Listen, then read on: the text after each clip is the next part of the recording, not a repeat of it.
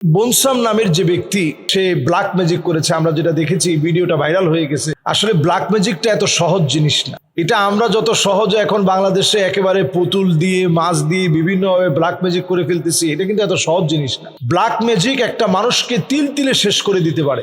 নবী করিম সাল্লাল্লাহু আলাইহি ওয়াসাল্লামের উপরেও যখন ব্ল্যাক ম্যাজিক করা হয়, আল্লাহর রাসূল সাল্লাল্লাহু আলাইহি সাল্লাম, আপনি চিন্তা করতে পারেন, তিনি 6 মাস ধরে অসুস্থ হয়ে গিয়েছিলেন। কোন স্ত্রীদের কাছে নবীজি সাল্লাল্লাহু আলাইহি সাল্লাম যেতে পারতেন না। লাবিদ বিন আসাম, এই শ্রেষ্ঠ দুরাচারী দুষ্ট ব্যক্তি, নবীজি সাল্লাল্লাহু আলাইহি সাল্লামের উপরে ব্ল্যাক ম্যাজিক করেছিল। তো বনসাম এরকম একজন দুষ্ট প্রকৃতির মানুষ, এটা সত্য।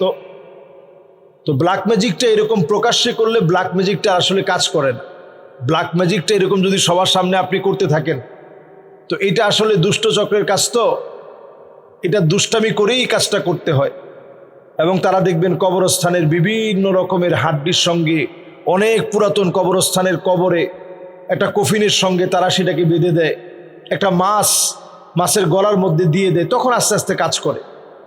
তো কোনো ফুটবলারকে নিয়ে এরকম ব্ল্যাক ম্যাজিক করা হচ্ছে, বনসাম বিভিন্ন ফুটবলারদেরকে নিয়ে এটা করছে।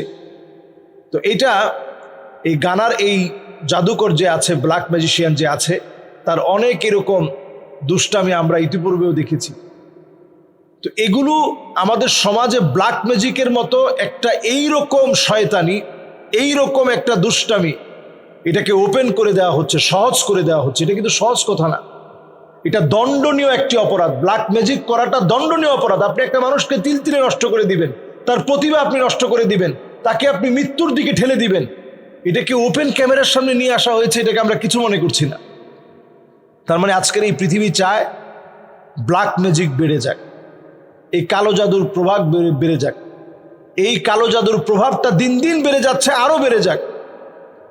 এমনকি দুবাইয়ে আইন করা হয়েছে যে হাজার হাজার রিয়াল, হাজার হাজার দিরহাম জরিমানা করা হবে যদি এটা প্রমাণিত হয়। নবীজি সাল্লাল্লাহু আলাইহি ওয়াসাল্লামের হাদিস থেকে এটা শাস্তি হচ্ছে হাদ্দুস সাহিরি দরবাতুম বিসাইফ, মৃত্যুদণ্ড হচ্ছে শাস্তি।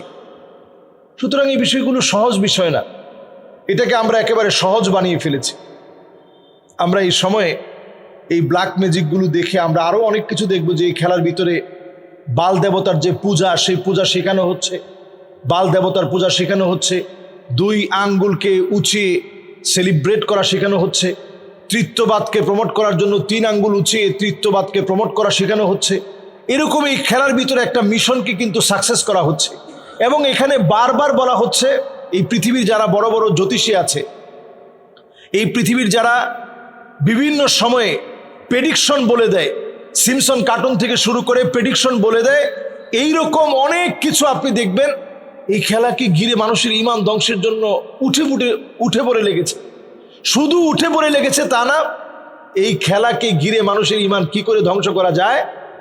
দেখবেন যারা প্রেডিকশন বলে আগামী পৃথিবীতে কি ঘটতে যাচ্ছে, তারা দেখবেন বলবে এলিয়ন মাঠে এসে, এরপরে এলিয়ন দেখবেন খেলোয়াড় সহ দর্শকদেরকে উঠিয়ে নিয়ে যাবে। এটাও মানুষের বিশ্বাস করা লাগবে। তবে আমি বলছি, এবারের বিশ্বকাপে অনেকগুলো বিপর্যয় ঘটবে। এটা আপনারা যারা খেলা প্রিয় মানুষ, আপনাদের চোখের সামনে চলে আসবে, মিডিয়ায় চলে আসবে।